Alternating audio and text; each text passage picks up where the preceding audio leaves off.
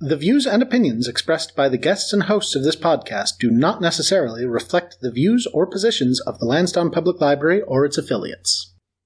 Welcome to the Lansdowne Library's Geek Out podcast, where we geek out about just about anything.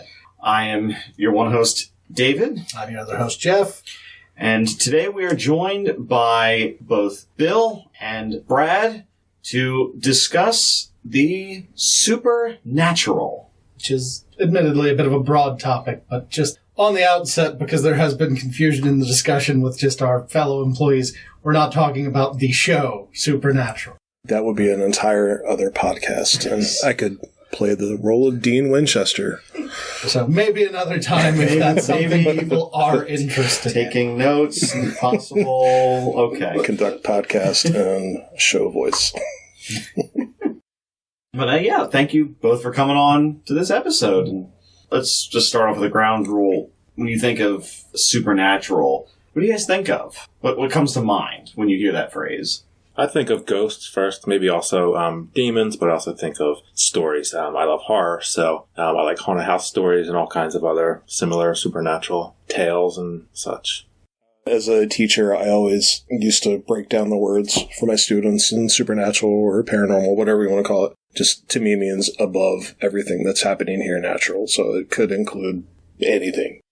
It can be a very broad topic. I think we're more focusing on that sort of course, the one time I don't mute this stupid thing.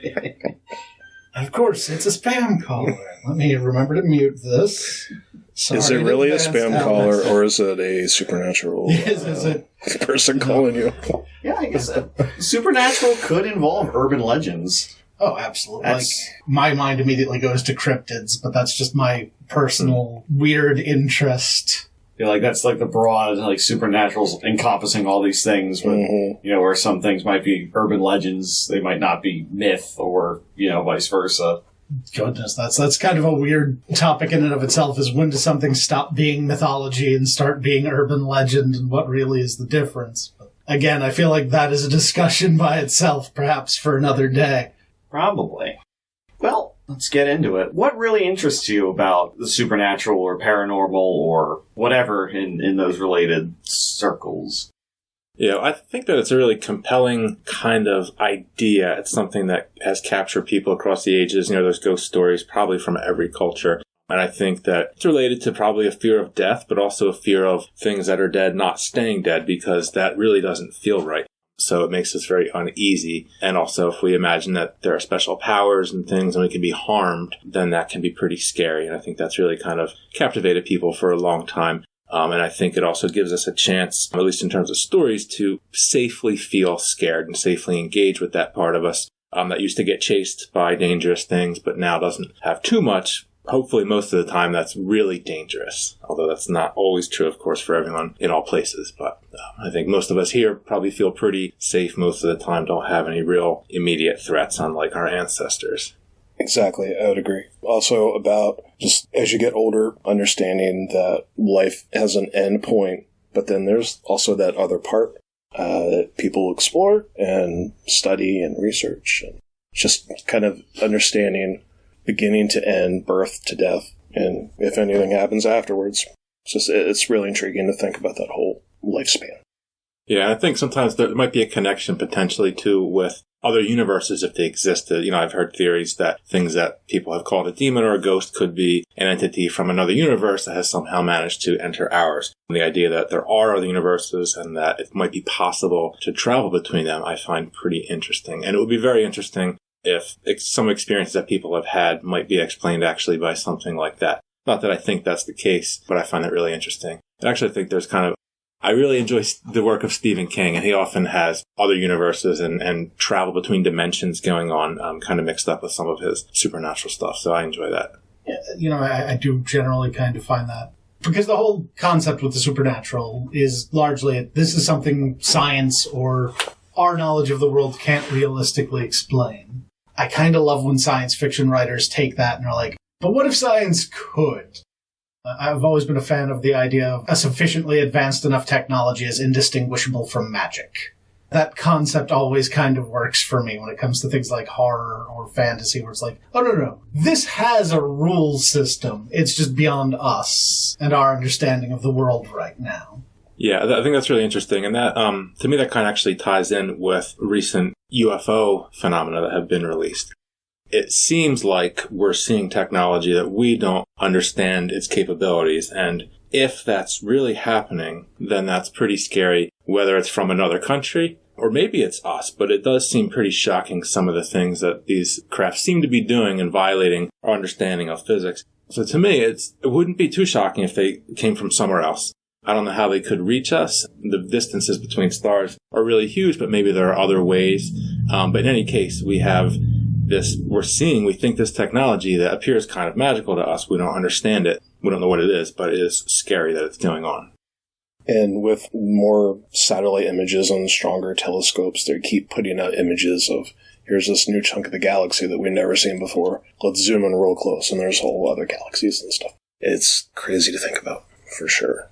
With the vastness of space especially, that really does give a room to fill that with ideas of what we don't understand, how it works, but without any reason to explain it. So filling the void with things that we don't understand yet, with stories and ideas, how it could work, but without any real understanding. So it would seem impossible. But then at the same time, I feel like every couple months there's a new discovery of, there's this river on Mars or whatever, another planet that no one has ever seen before.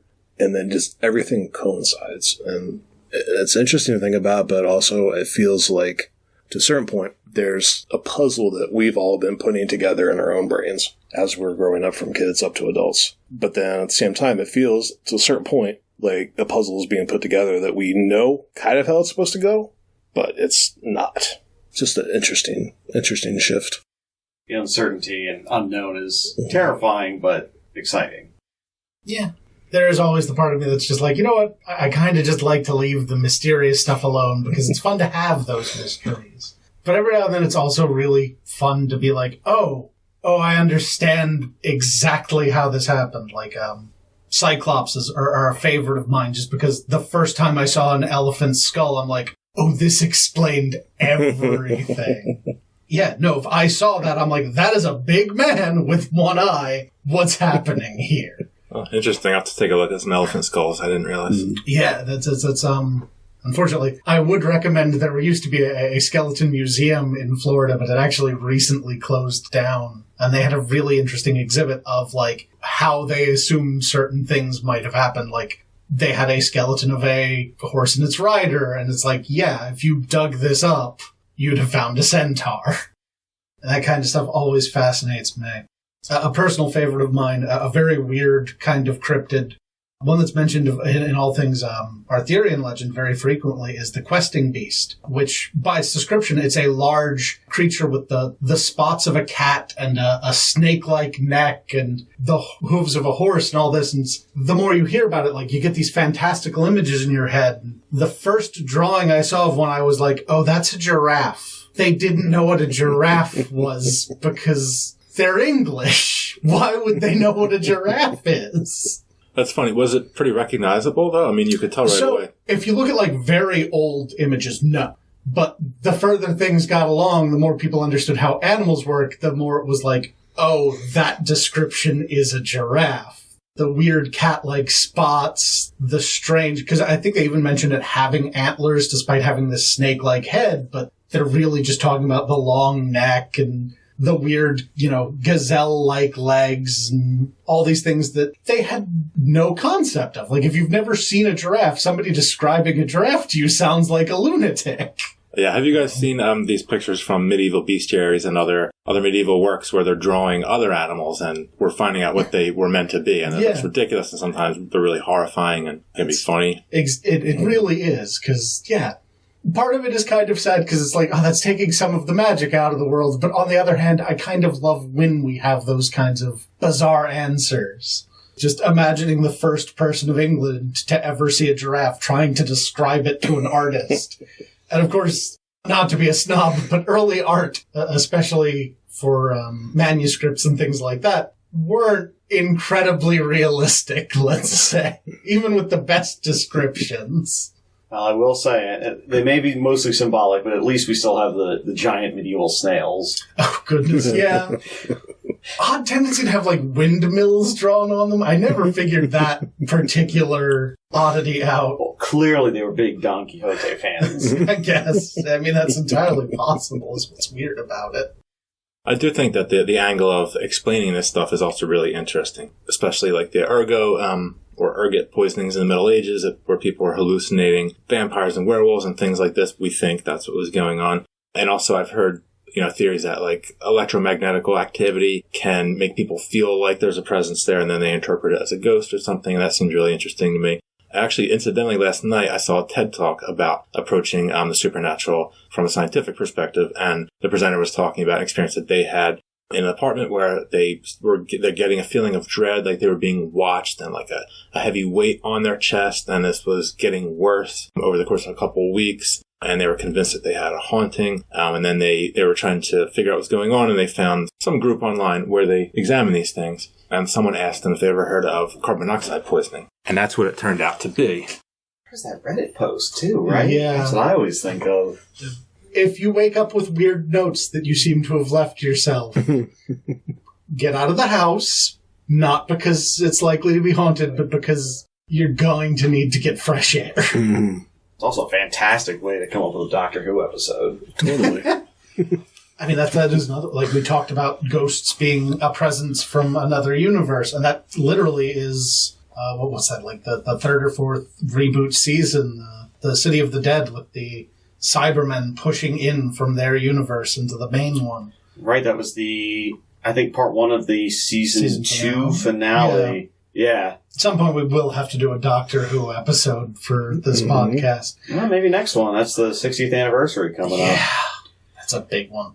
It's one of those things where it's like, that feels like forever, and I'm glad that at least something I enjoy is that substantially older than me, so it doesn't make me feel old for a change.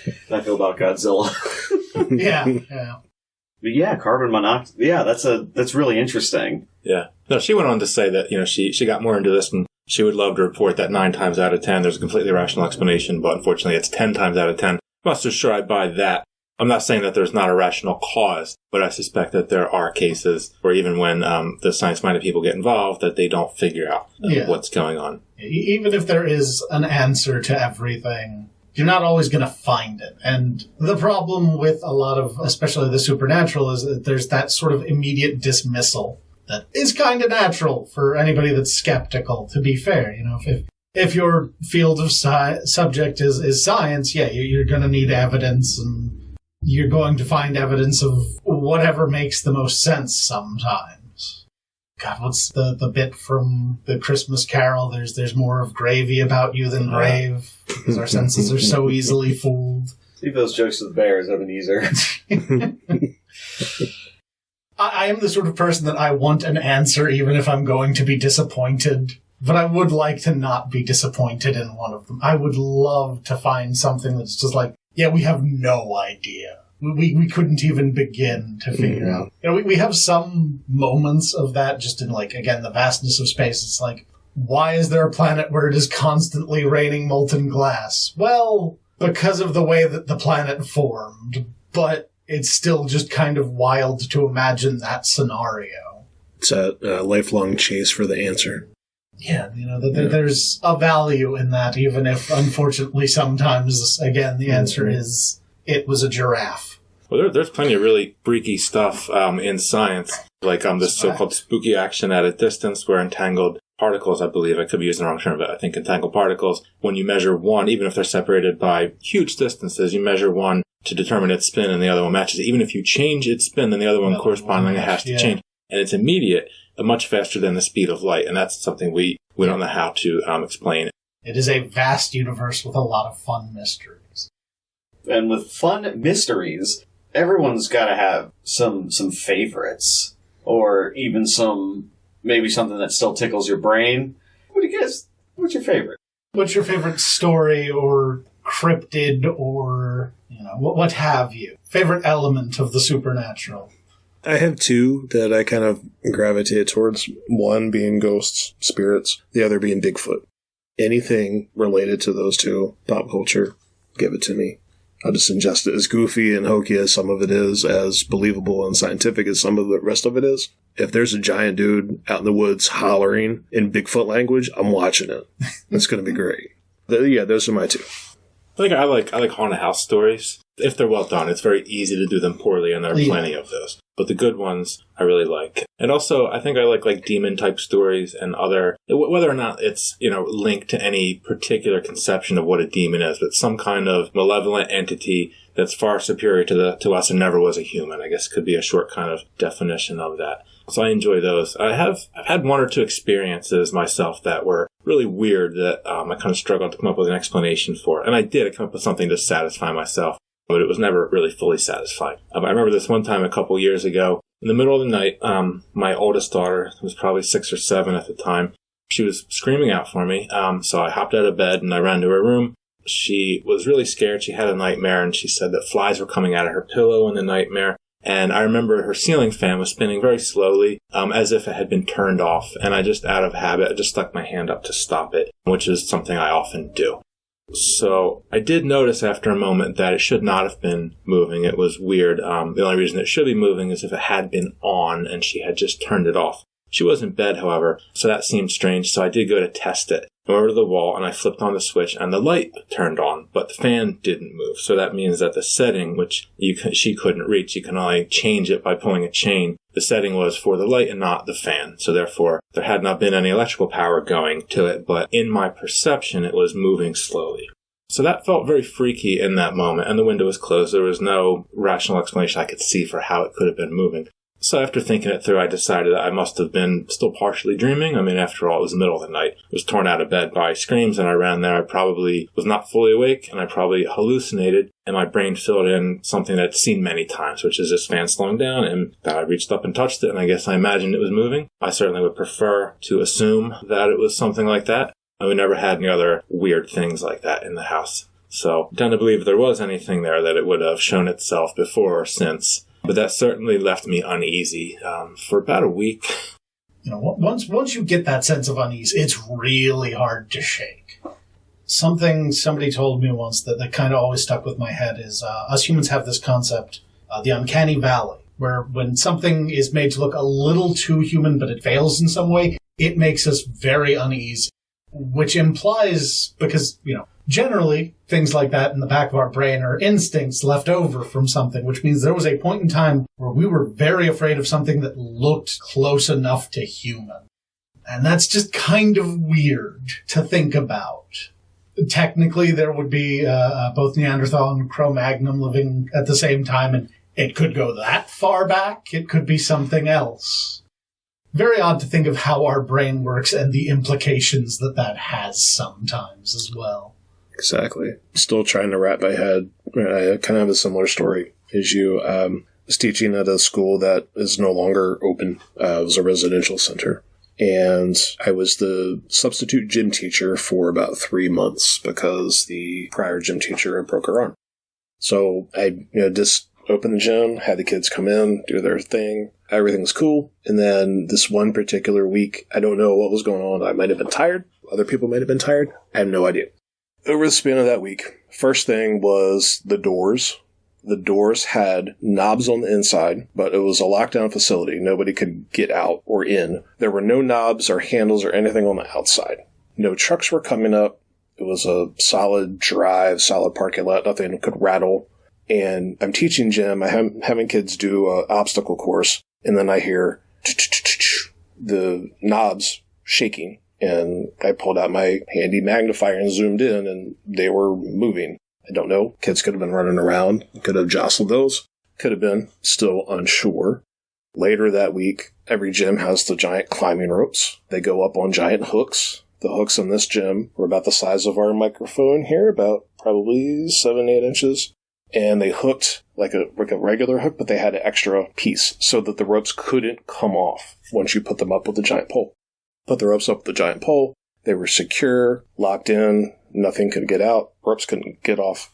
Put them up, went about my business, taught gym, looked over. Ropes were moving. I had 4 kids here with me. On the other side of the gym, the ropes were moving. I saw one of the ropes on the hook lift up off of the hook and fall down and start swinging freely. Again, could have been a thing where I maybe saw it, maybe didn't put it up as securely as possible, but myself and other people saw it, still couldn't explain it. Third thing that week was the voice that ended up between myself and one of my students. I was talking with her about something just normal teacher to student instructions. This was an all-girls school. A male's voice was in between us, saying something I don't remember. We looked at each other, we're like, did you hear that? And we said, yes. Don't know what it was, couldn't figure it out. Again, it was a gym. Those are very echoey and acoustic heaven. Could have been somebody talking on the outside that leaked in, but also something I didn't see an explanation for. I'm still kind of trying to rack my brain around exactly what that was. Again, that eternal chase for the answer. This happened in 2008. I'm still trying to figure it out. Yeah, that's weird. What about you guys? Well, personally, I think the closest I've ever come to something like that is in my house. My dad has a studio, where he does his work. And the door, my sister and I's bedrooms are on the same floor. She would close the door every night because she swore that when that door was open at night, she would have a nightmare. And when she would wake up, that door was open, and that's what that was. But if it was closed, she would be fine. And never bothered me, just never affected me. Till she moved out one night, went to sleep, had a nightmare. First thing I did was go out. That door was open. It didn't close it overnight. It was open the whole time. I went, all right, I don't know what it is. If there's something in this house, sure. So pretty much every night I close that door. And is it something? Who knows? It's probably just coincidence. But, doesn't hurt. Yeah. Nothing about that. But my family does have stories from somebody else. My grandparents knew this other family, and one Mr. Baker had several ghost stories where he was the first one when he was a kid. He would be in his bed, his mom would close the door, and at night he would hear something moving back and forth in front of his door. And his description of, I don't remember, and this is me telling the story, after it being told, passed down. I don't know whether he ever saw exactly what it was, but he knew what it was someone in Spanish conquistador armor and a sword patrolling outside of his door. And he asked his mother, because he thought it was her for years. She said, I have no idea what you're talking about. And I always like that story because it's all right. It's some sort of, seemingly benevolent spirit, harmless. All right. Mr. Baker had grown up and he was a merchant marine in the Second World War. And he had been on 3 ships that had been sunk, one of which he was the lone survivor. That can do a lot to a person. But other stories, he traveled to Europe with his wife later on, and I don't remember these stories as well, but he said he saw a familiar face that seemed to follow him from several different hotels across Europe. And I think at one point he left his wife alone in the bedroom, and when he came back, she was all frazzled because something happened. Is there an explanation? I don't know. But I like to think that, all right, he was some sort of conduit for supernatural turbulence, and I really would have liked to talk to him and get the lowdown. It's always fascinated me. Yeah, that's interesting. I've had those sort of, feelings of dread we all get that periodically do turn out to be a reasonable feeling, which are always kind of hard to explain. How it's like, how could I know I was in this bad situation just on instinct alone? But there's a story that my mother and my uncle Albert liked to talk about a lot, about my Aunt Edith. Because my Aunt Edith had, great Aunt Edith, actually. She had 2 kids. She had Albert and Tommy. And every now and then, she would call one or the other, yelling about something that their sibling had done that hadn't actually happened yet. My Uncle Albert got a call from his mom about Tommy wrecking Albert's bike roughly an hour before Tommy wrecked the bike. We have no idea how she would know these things, because, like, literally she'd get the call, and nobody would call, like, they'd try and reach Tommy, but this is before cell phones. He was literally out on the bike when this call was made, perfectly fine until an hour later. And there were a couple of instances similar to this, apparently, where, she would call complaining that, so-and-so is in the hospital, and they'd call him, he's fine, and the next day that there would be a heart attack or something similar. And, some of those it is sort of self-fulfilling. You're putting that stress on people. But the one with the motorcycle will always get me because he was on the road. No one else had any way of contacting him. And she also knew, like, he was fine, was the thing. Is like, she's like, yeah, no, he's fine, but your bike is ruined. And that is what ended up happening. But there's no real reason she should have known any of that. And it's funny that comes from Mom's side of the family, because my great-grandfather, was a psychic. And the readers can't hear me doing the air quotes. But, the amazing Franco. And he told a lot of ghost stories, but he was also a phenomenal liar. So I have no idea how many of them actually were things that happened to them and how much of it was he made his living lying to people that he could perceive their future.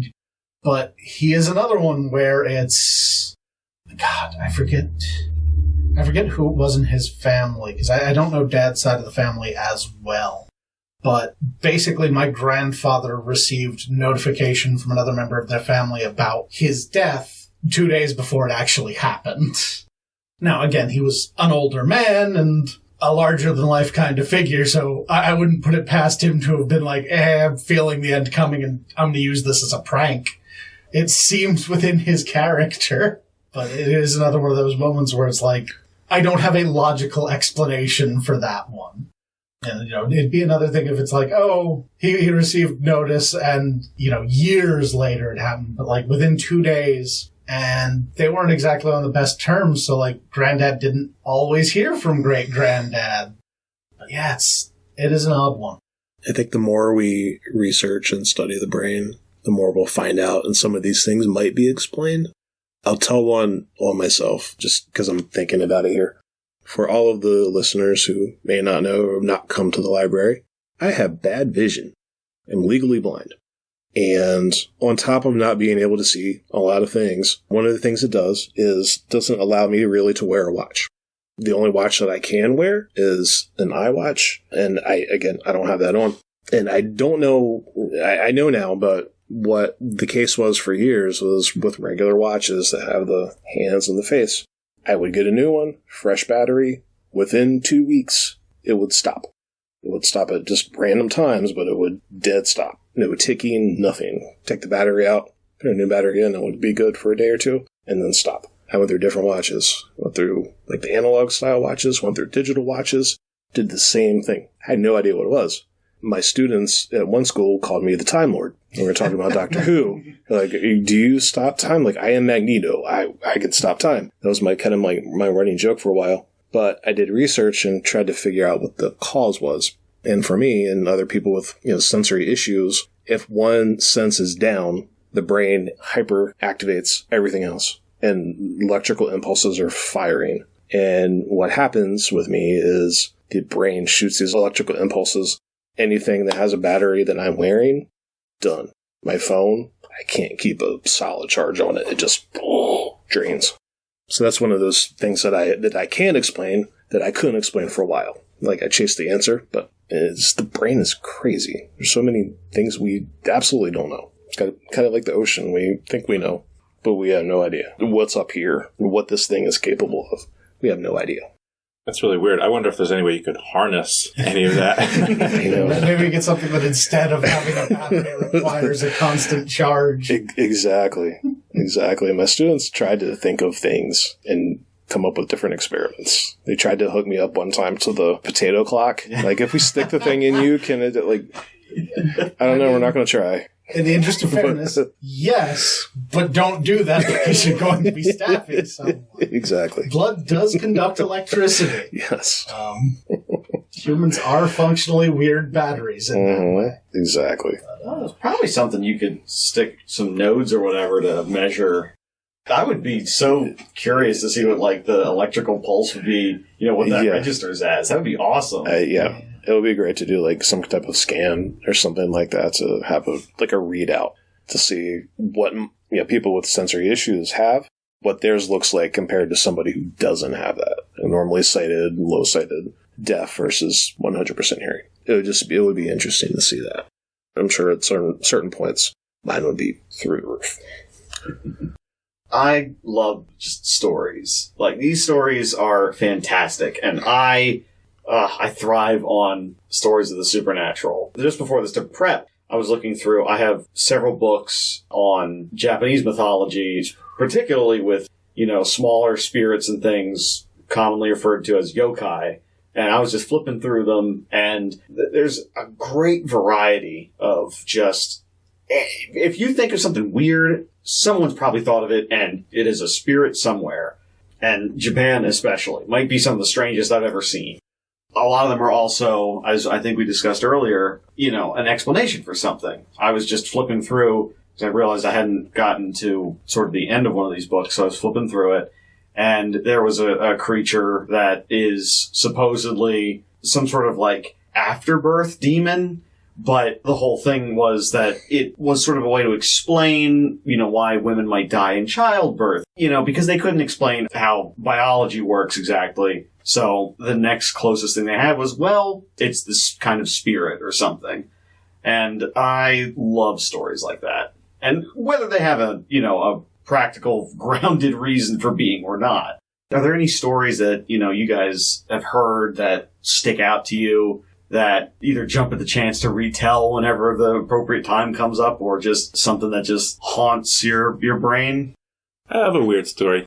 I knew this house once. Actually wound up living there for a bit later on. But in the beginning, two of my friends rented this house together. At the time, I was pretty new to this circle of friends. I'd been hanging out with them for only a few months. They were a bunch of my cousin's friends. And I didn't live really in the area, but he introduced me and we became good friends. And two of them got a house together. And they were the kind of people where they'd leave the door unlocked and they'd say, just come over anytime. If no one's here, just come on in. Someone's going to be here. Someone will get home from work soon, or someone else is going to show up. You won't be here long. And the first time I went to the house, I felt pretty weird. And this is one where I wonder if there was something like electromagnetical thing going on. But I immediately felt weird as soon as I stepped in. And they had just gotten it. No one had said anything that seemed weird. But I felt like something was wrong. And then they showed me the basement. Let me back up. When you open the front door, you walk into almost like a mudroom, but where there's nowhere to sit. And it's just the size of a door, but square. If you go straight, there's another door leading to the basement. And if you go left, you go into the house. When they showed me the basement, in the corner, you go down the steps and you turn right, the back corner there's a really weird shower thing. There's a shower head and there's a rod going up in a curve, connecting from one wall to the other in the corner. And the bottom is just like a lip thing going around of tile. And I saw that, and the thought came to me, that's where they cut up the body. And that's weird for me. I don't have thoughts like that usually,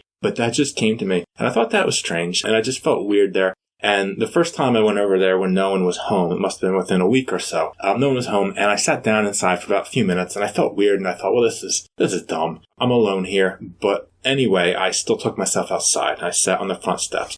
And that happened a couple of times, and after a couple weeks, one of the guys who was running the place, they said, but just by the way, this place is haunted. I thought, that's really weird, because I felt like that too, and other people were coming to that conclusion. And then I didn't hear some of these stories at the time, but they brought them up later after they'd moved out, that people, especially people that lived there, but they would believe they would see someone pass in the hallway from one bedroom to the other. So if you're sitting on the main couch looking at the TV, off to the right of that is a hallway down to the bathroom, and that's a straight shot, and on either side of that hallway there's two bedrooms. So people would believe they saw someone pass from one bedroom to the other, but then learn that there was no one home. And the only way to get out from the bedrooms would be walk right past that person. So I thought that was kind of strange. And then a couple years later, for whatever reason, I actually wound up moving in that house. And by this time, there were probably about 10 or 12 people living in there, which they shouldn't have because it was only rented to 2. But in any case, I wound up with a corner of the basement, and my cousin had previously been living there. He left the bed. He left it to me. He didn't depart this world, but he just left, and he said I could keep the bed, so I did. And I'd be sleeping down there in the middle of the night, and there happened to be railroad tracks right behind this property.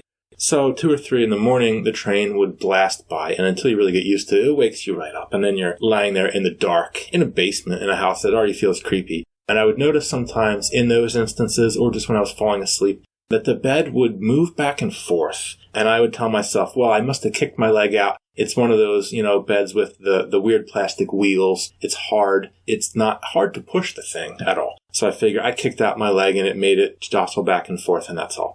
So I wasn't that satisfied with that, but that's what I would tell myself to be comfortable.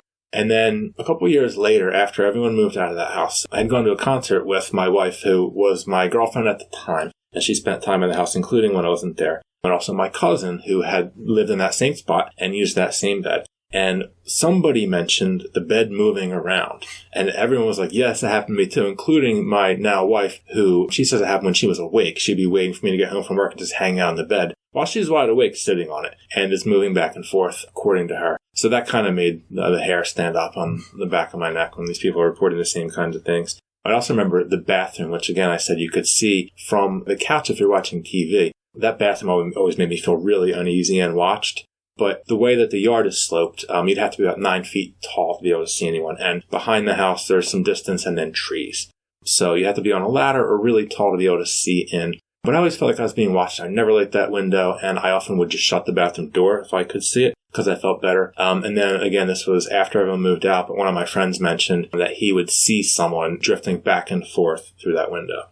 So whatever was going on there, multiple people were feeling really weird about it, and multiple weird things were experienced or were believed to be experienced. But the thing about the bed I always thought was really weird, especially when I found out that it had been happening to someone who was awake at the time. So they're not just, spasming and kicking their leg and making the thing rock. That place was weird. Definitely sounds weird. Yeah. I can see everything that you just explained.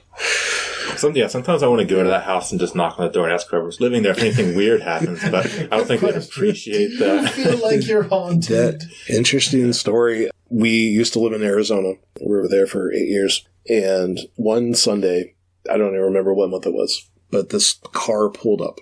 At the time, I had a baby, and I'm already protective, but I was hyper protective at that point.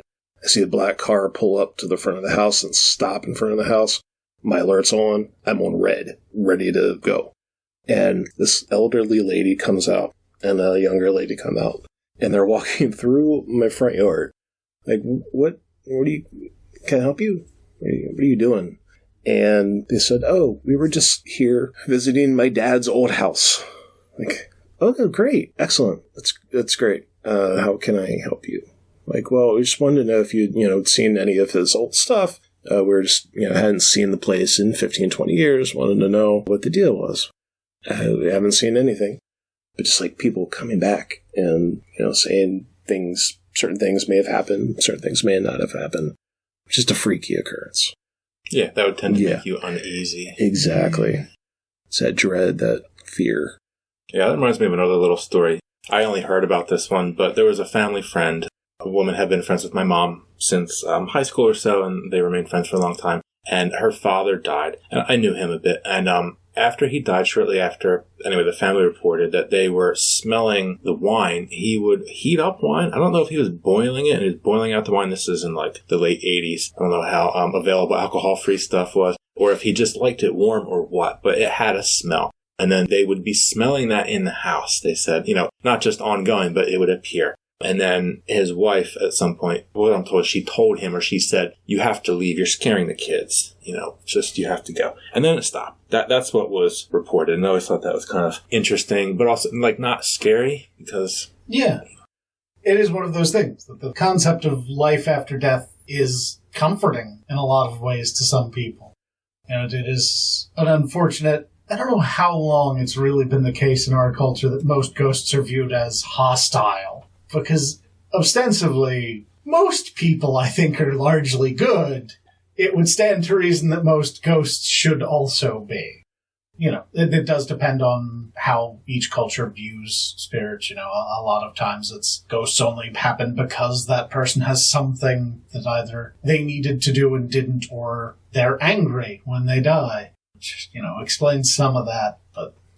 I feel like we could do with more, Slimers and Caspers as opposed to stories of ghost pirates and the like. Although a good ghost pirate story is always fun. I just came back from Salem. There's a lot of ghost and pirate stories with some overlap occasionally there. Yeah, it's pretty interesting to consider too. If ghosts do exist, what could they be? How might they happen? And I'm pretty interested in the idea that they're not even, if they exist, not even really conscious, but just sort of on some kind of loop, and it's almost like energy replaying itself or something. I've heard a lot of the concept. A lot of ghost stories, honestly, work on the concept that they're just sort of repeating an event. Mm-hmm. You hear about ghosts of entire battles, basically. Yep. I can't remember that. There was a fairly famous one not far from here where every now and then it was supposed to reenact the entire battle. With a lot with Valley Forge and a lot of other revolutionary era things, I'm not surprised. And it's probably a Civil War one, though. Yeah. I would reckon, because I think I've heard that too. Again, I know I've heard it. I say local, but we are a fairly large state, in fairness. Yeah, it's one that always kind of stuck with me, really, the idea that they're just sort of stuck on repeat, which... as somebody who spent way too much time in front of the television, a lot of that kind of clicks for me. Yeah, I saw a bunch of years ago, videos. It was before all the ghost shows came out, when people would just have their own home movies and they would put them out on TV for people to watch. And there was one, it was up here somewhere. I don't know if it was Gettysburg. I have no idea. But it was a shot on black and white film, shot at a tree line. And there was several different tree lines in this little stretch of area. And in the tree line, you could see from the ground a little white thing popped up out of the ground and started moving. It looked like it was walking. You could kind of vaguely make out a shape. And then people were saying that it was soldiers that had passed it and were reenacting their thing, kind of talking about that. But you could see it and it would pop up and just kind of walk that way. Looked like it was kind of holding something, but who knows. And then it would drop back into the ground. And it would repeat. Same thing. Same thing. And they went to another spot. Same kind of thing. The white shape looked a little different, but it was still vaguely soldier-like. And did the thing where it would pop up out of the ground, walk, right back down. So, again, who knows what that is. Could be video trickery. But there's a lot of stuff out there. Yeah, there's an interesting book called Hex, which deals with the kind of loop idea, but it takes a different twist on it. It's by Thomas Oldehuvelt, I think. The last name is Heuvelt. He's Dutch. But this story involves the ghost, basically, of a witch that had, of course, been executed, probably hanged. I don't recall exactly. She is now haunting this town a couple centuries later, but she appears to be mindless. She's just kind of on a loop, but also she could show up in your house or something and people would just do their best to ignore her, put a blanket over her or something. And she's not doing anything. She just would show up. And sometimes she would kind of glitch. But then some teenagers in the modern day start to interfere with her. They start to put things in her way and do other things.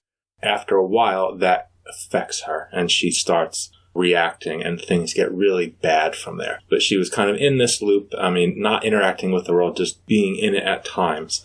But then she's interfered with and it turns out there is still something in there, something very, very dangerous. It's a really cool book. I recommend it. It sounds interesting.